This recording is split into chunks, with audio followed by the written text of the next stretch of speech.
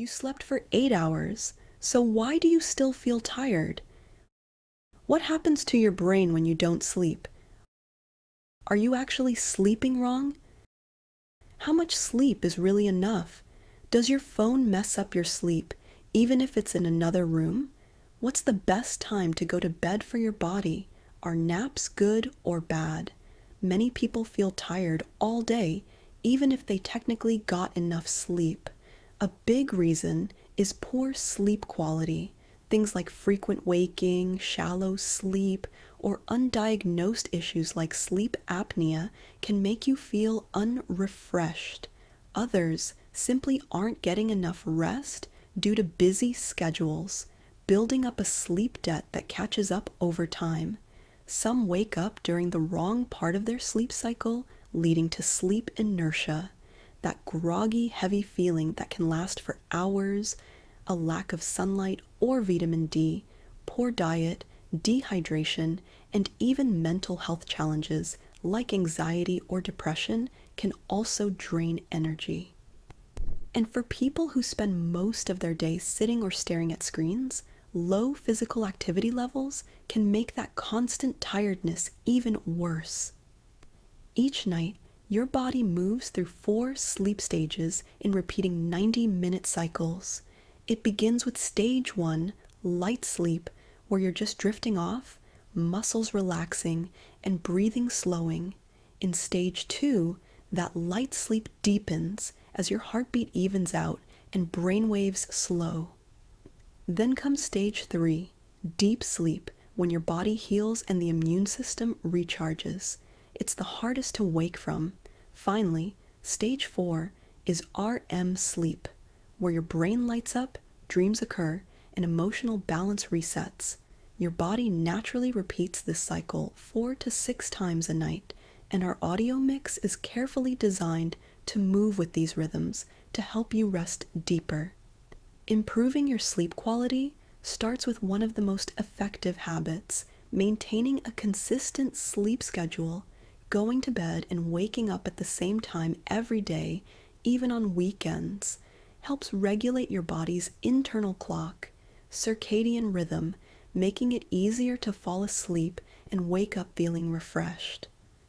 Another major factor is limiting screen exposure before bedtime. The blue light emitted by phones, tablets, and TVs can interfere with your body's melatonin production, which is a hormone responsible for signaling that it's time to sleep. Aim to turn off screens at least an hour before bed and replace that time with calming activities like reading, light stretching, or meditation. Establishing a predictable bedtime routine sends powerful signals to your brain that it's time to wind down. What you consume also plays a big role. Avoid caffeine in the afternoon, especially after 2 p.m., as it can stay in your system for several hours and make it difficult to fall asleep.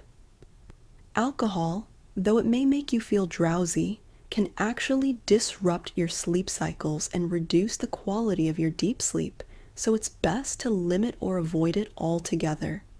Creating an optimal sleep environment can also drastically improve your rest. Keep your bedroom cool, around 65 degrees Fahrenheit or 18 degrees Celsius is ideal, dark and quiet. Blackout curtains, a white noise machine, or even a fan can help block out disturbances. Make sure your mattress and pillows are supportive and comfortable. If you're frequently uncomfortable, they may need to be replaced. Consider using sleep tools like a weighted blanket or sleep mask if they help you relax. Finally, expose yourself to natural light early in the day, ideally within the first hour of waking up. This helps reinforce your circadian rhythm and makes it easier to fall asleep when night comes. The goal is to support your body's natural cycles and reduce the obstacles that prevent restful sleep. With a few consistent changes, you can create a nighttime routine and sleep environment that naturally leads to deeper, more restorative sleep. Can sleeping too much actually make you feel worse? Surprisingly, yes. While getting enough rest is essential, regularly sleeping more than 9 or 10 hours can actually leave you feeling worse, not better. Oversleeping throws off your body's internal clock or circadian rhythm and can lead to grogginess, low energy, headaches, and even mood swings. It's kind of like jet lag, but without the travel. A lot of people assume that more sleep always means better rest, but that's not true. Quality matters way more than quantity. If your sleep isn't deep or consistent, sleeping longer won't help. In fact, it might make things worse. The sweet spot for most adults is between 7 to 9 hours of good uninterrupted sleep, and just as important as how long you sleep is when you sleep, going to bed and waking up at the same time every day helps your body stay balanced and energized. So if you've been sleeping 10 hours and still waking up tired, your sleep habits, not your sleep time, might be the real issue. What does poor sleep really do to your face and skin? You've probably noticed it after a rough night. Dark circles, dull skin, maybe even a breakout. But it goes deeper than that. When you sleep, your body goes into repair mode. That includes your skin, rebuilding collagen, increasing blood flow, and reducing inflammation. Poor sleep interrupts that process. Without enough rest, your skin doesn't heal properly, leading to more fine lines, uneven tone, and puffiness. Your body also releases more of the stress hormone cortisol, which can break down collagen and cause flare-ups like acne or dryness. Over time, lack of quality sleep can actually speed up signs of aging. So if you're investing in skincare but skipping sleep, you're working against yourself. Beauty sleep is real, and your face is the first place it shows. Why do you always wake up at 3 a.m.? And what does it mean? Waking up around 3 a.m. is surprisingly common, and it's not just random.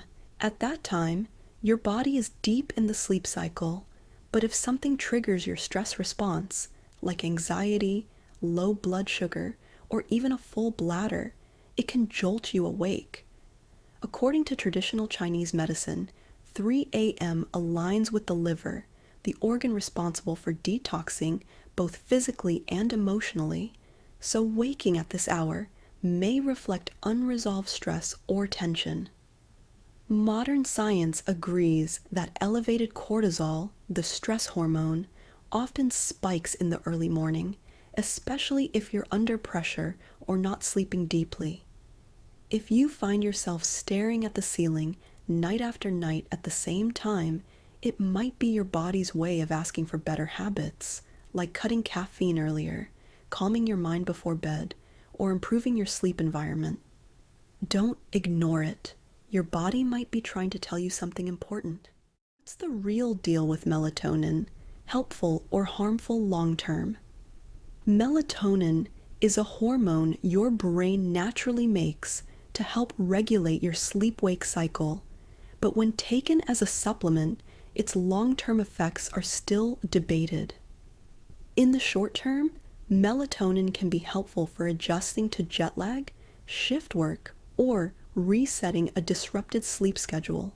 However, using it every night for extended periods may actually confuse your body's internal clock and reduce your natural melatonin production. Some people also build a psychological dependence on it, thinking they can't sleep without it. While it's generally safe in low doses, long-term use may cause side effects like vivid dreams, daytime grogginess, or hormonal shifts, especially in teens. Ultimately, melatonin should be used more like a sleep coach than a crutch, occasionally, and with the goal of teaching your body how to fall asleep naturally. Why do we need 8 hours of sleep? We've all heard it. You need 8 hours of sleep. But why? Is it just some made-up number? Here's what most people don't know. Your brain goes through sleep cycles. light sleep, deep sleep, and REM, which we talked about early in the video, and each one lasts about 90 minutes. You need 5 full cycles for your body and brain to fully reset. Around hour 6 to 8, your brain does something wild. It actually clears out toxic waste that builds up while you're awake. If you miss that, your mind stays foggy, your mood crashes, and you'll probably crave sugar or caffeine just to function. So those last 2 hours, they're not extra, they're essential. You're not just resting, you're doing deep brain cleaning. That's why real rest isn't optional. It's science. Sleep smarter.